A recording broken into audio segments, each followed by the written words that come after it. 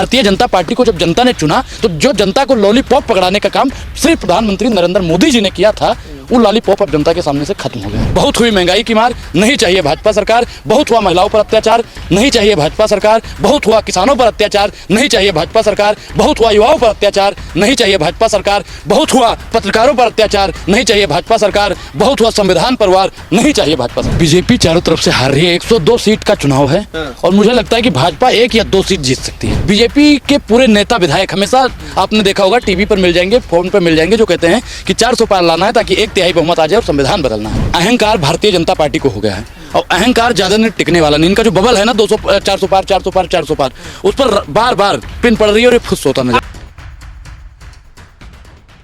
दोस्तों नमस्कार, मेरा नाम है अरुण और आप देख रहे हैं टाइम्स एक्सप्रेस। आपको बताइए कल जो है पहले चरण की वोटिंग होने वाली है और 102 सीटों पर पूरे देश भर में चुनाव होने वाला है। तो 2024 के लोकसभा चुनाव का बिगुल बज चुका है। मेरे साथ अनुराग ओझा है, खुद जो है पहले चरण की जो जिन सीटों पर चुनाव होने वाला है वहाँ पर ये घूम कर भी आए हैं। तो कैसा माहौल आपको लग रहा है? देखिए, बीजेपी चारों तरफ से हार रही है। 102 सीट का चुनाव है और मुझे लगता है कि भाजपा 1 या 2 सीट जीत सकती है। बाकी इनका हर जगह लुटिया गुल होता नजर आ रहा है, क्योंकि भारतीय जनता पार्टी को जब जनता ने चुना तो जो जनता को लॉलीपॉप पकड़ाने का काम सिर्फ प्रधानमंत्री नरेंद्र मोदी जी ने किया था, वो लॉलीपॉप अब जनता के सामने से खत्म हो गया है। तो आप ये कह रहे हैं कि बीजेपी पहले चरण में उस तरह का परफॉर्मेंस नहीं कर पाई? बिल्कुल हार रही है। 102 सीटों में से सिर्फ 2 सीट जीत रही है, 100 हार रही है। कौन सी जीत रही है? 2 एक तो ये भगवान राम वाली जीत जाएंगे, एक और जीत जाएंगे बस। ये क्योंकि राम, मैं कल मेरठ में भी घूम रहा था तो वहाँ पे 2 ही गाना चल रहा था, जो राम को लाए हैं उनको लाएंगे, राज तिलक की करो तैयारी, आ रहे हैं फलाने धारी।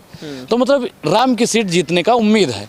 बाकी जिस प्रकार से भारतीय जनता पार्टी लोगों के साथ में छलावा कर रही है, इनके नेता विधायक पत्रकारों को हो या पुलिस वालों को जिस प्रकार से डरा धमका रहे हैं, इससे साफ जग जाहिर होता है कि जनता ने बदलने का। लेकिन मीडिया तो कह रही है कि बीजेपी 400 के पास पहुंच रही है, 400 पार नहीं हो रही है, तो लेकिन 400 के आसपास। देखिए, इनका 400 पे हार हो रही है। भारतीय जनता पार्टी की 400 पे हार हो रही है। भारतीय जनता पार्टी 400 पार किस लिए ला रही है? कि संविधान बदलना है या इसलिए लाएगी कि और भी कानून? आप कह रहे 400 हार रही है बीजेपी? 400 हार रही है बीजेपी। बीजेपी के पूरे नेता विधायक हमेशा आपने देखा होगा टीवी पर मिल जाएंगे, फोन पर मिल जाएंगे, जो कहते हैं कि 400 पार लाना है ताकि 1/3 बहुमत आ जाए और संविधान बदलना है। अब बताइए कि चाहे वो राजस्थान वाली महिला हो या फिर वो वो हूँ महाराष्ट्र वाले, ये सब सिर्फ और सिर्फ संविधान को खत्म करने के लिए रणनीति बना रहे हैं। 24 में अगर ये गलती से आ गए तो ये अमन बेच देंगे, चमन बेच देंगे, और आप लोग अगर सत्ता की दलाली करते रहे तो एक दिन पूरा वतन बेच देंगे। तो आप लोग सारे जुमले आपने जो है तैयार कर लिए। जुमला नहीं, हम लोग तो भैया निकालते हैं और स्वाहा कर देते हैं। ये थैला भी लेकर आप चलते हैं साथ? बिल्कुल, क्योंकि वो आदमी कहता है ना कि हम फक्कर फकीर हैं, झोला उठाएंगे और चले जाएंगे। तुम्हारा झोला तो हमने अपना मजबूत कर रखा है मोदी जी। थैला नहीं ले जाने देंगे आपको। इनको हम थैला नहीं ले जाने देंगे, इसलिए हम अपना थैला अपने पास में रखते हैं। और मैं देश की तमाम जनता से कहना चाहता हूं कि अपना थैला आप अपने पास में रखो ताकि मोदी आपका थैला लेकर भाग ना पाए। लेकिन आपको नहीं लग रहा जिस तरीके का आत्मविश्वास बीजेपी के अंदर दिख रहा है, एनडीए के अंदर दिख रहा है, उससे तो लग रहा है कि वो तो जीत रहे हैं? देखिए, ये अहंकार है। अहंकार भारतीय जनता पार्टी को हो गया है और अहंकार ज़्यादा नहीं टिकने वाला नहीं। इनका जो बबल है ना 200 400 पार 400 पार 400 पार, उस पर बार बार पिन पड़ रही है और ये फुस होता नजर। आप किन सीटों पर आए घूमते? मैं मुजफ्फरनगर भी गया था, शामली भी गया था, मेरठ भी गया था, 2-4 जगह और भी गया था। अब मैं हर जगह नहीं बताऊंगा।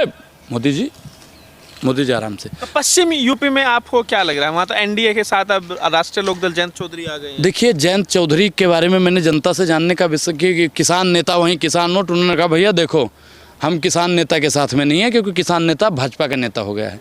तो बताइए, किसानों के साथ में छलावा करने का काम उन्होंने कर दिया। रात दिन कोसा जिसको, अब वो फूल सूंघ रहा है। कमल का दादा को मिल गया ना भारत रत्न, तो वो फूल सूंघने का काम कह रहे हैं कि भाई, वो नहीं कह रहे हैं, आप सुन लीजिए ना भाई, कि कमल को जो है नल की जरूरत है, पानी की जरूरत है। और राष्ट्रीय लोकदल अब एक चीज बताइए, पश्चिम यूपी में बहुत बढ़िया बात आपने कही कि कमल को अब नल की जरूरत है, पानी की जरूरत है। पानी की जरूरत है। सुनिए, पानी उस नल में आ रहा है, ठक ठक ठक ठक ठक ठक ठक ठक ठक ठक ठक कीजिएगा, जनता प्यास के मारे तड़फ रही है। पानी आ रहा है, पहले नल में पानी आना जरूरी है। कैसे कैसे मंजर अभी आने लगे हैं, गाते गाते लोग चिल्लाने लगे हैं। और बदल दीजिए इस नल के पानी को, क्योंकि कमल के फूल भी अब मुरझाने लगे हैं। तो भैया, नलका और कमल हम लोग क्षमा चाहते हैं भाई। कमल की फूल हमारी भूल थी। मुजफ्फरनगर गए आप? मुजफ्फरनगर में दबदबा है भाई साहब। डॉक्टर साहब हार रहे हैं, संजीव बालियान जी हार रहे हैं और हरिंदर मलिक जी जीत रहे हैं, क्योंकि एक तरफा लोग हरिंदर मलिक जी के साथ में है जो दुख सुख में पहुंचता है। सपा वहां से निकाल रही है अपनी सीट, लेकिन वो संजीव बालियान जी ब्राह्मणवाद मुर्दाबाद के नारे लगा रहे हैं। अरे आपके पता नहीं व्हाट्सएप पे। अब ये WhatsApp बताइए, पे सॉरी नहीं, सुनो ना भाई, वहाँ पे कैराना देखिए। आप गए? कहना नहीं, की सीट पे?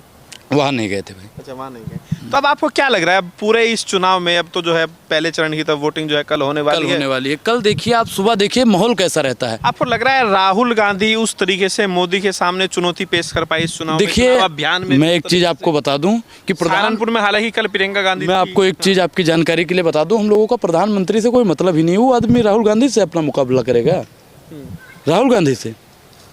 कहाँ राहुल गांधी, कहाँ नरेंद्र मोदी।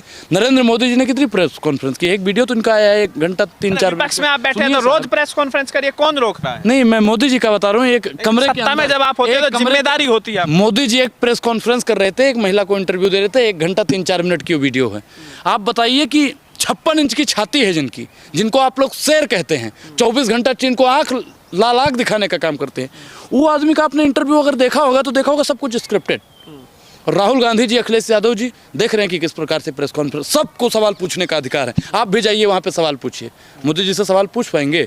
मैं मोदी जी को वोट देने के लिए तैयार हो जाऊंगा अगर वो 15 मिनट दे दे टाइम एक्सप्रेस को इंटरव्यू। 15 मिनट भाई साहब, मैं वोट देने के लिए तैयार। अभी दिया तो है, एएनआई को इंटरव्यू दिया है एजेंसी, उन्हीं के बंदे हैं भाई साहब, उन्हीं के, वो सब स्क्रिप्टेड है। मैं बताता हूँ ना, कमरे के अंदर, अब जिनकी छाती 56 इंच की होगी वो कमरे के अंदर देगा। बाहर आइए मोदी जी, मुकाबला करिए आप। प्रेस कॉन्फ्रेंस आपको करना चाहिए, नहीं एक बंदा गया इंटरव्यू कर। प्रेस कॉन्फ्रेंस का मतलब वो तो जितने पत्रकार हैं सबको मिल जाए मौका सवाल पूछने का।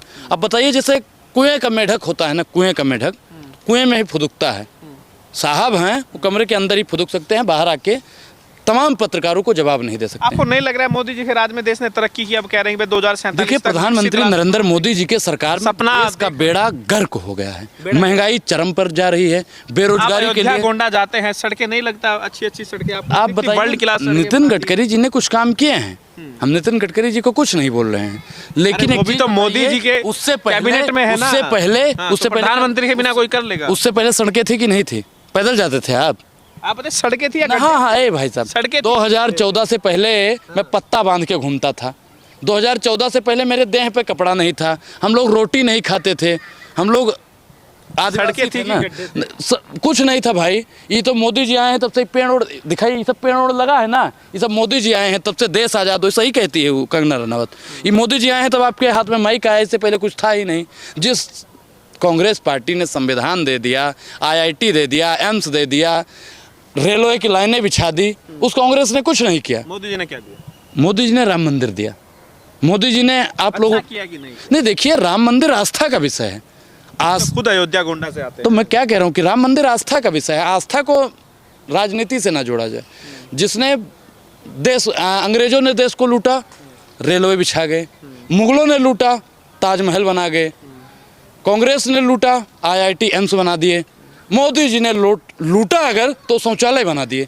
मोदी जी ने काम किया है भाई साहब, काम किया सिर्फ शौचालय बनाने का। बताइए कि तो कोई बुरी बात थोड़ी ना है, उन्होंने हाँ, ये बात बुरी सोची बात कि नहीं, बहुत- बहन बेटी हो घर से बाहर ना जाना पड़े। आप इसको हल्के में ले रहे हैं, मजाक में ले रहे हैं, लेकिन आप उस बहन बेटी की बारे सोचिए, बहन बेटी के बारे में सोचते हैं, बहन बेटी के बारे में मोदी जी सोचते हैं, घर से बाहर जाना पड़ता है। अरे इधर देखिए, कैमरे में देख के बात कीजिए, मोदी जी बहन बेटी के बारे में सोचते हैं? तो शौचालय बना है ना कि सोचते हैं या नहीं सोचते हैं? हाँ या ना सोचते हैं? तो आप बताइए कि पहलवान बेटियों के बारे में क्यों नहीं सोचे थे?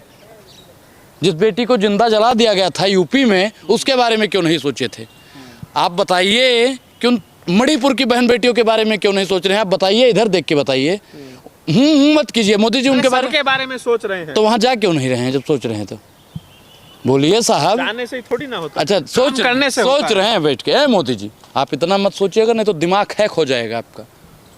तो कितनी सीटें आ रही है फिर बताइए? देखिए, 100 सीट तो इंडिया अलायंस के खाते में जा रहा है, 2 सीट इसमें जीतेंगे, दूसरे चरण में जो होगा आपको हम जल्द ही रुझान देते रहेंगे भैया।